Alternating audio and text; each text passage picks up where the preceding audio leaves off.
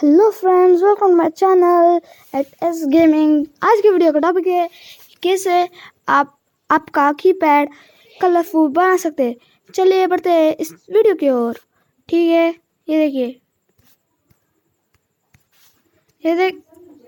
ये देखिए मेरा कीपैड कैसा है। तो आपको बस ये करना है कि ये देखिए, ये जो ऐप है, इस ऐप का नाम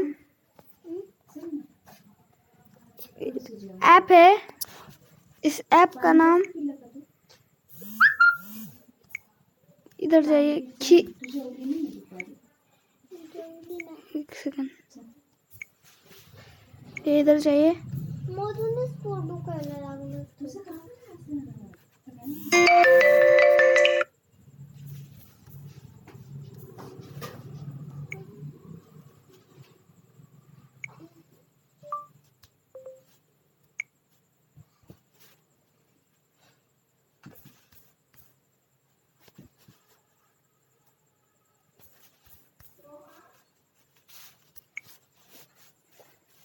तो इधर आपको दिखेंगे बहुत सारे अलग अलग ऐप्स।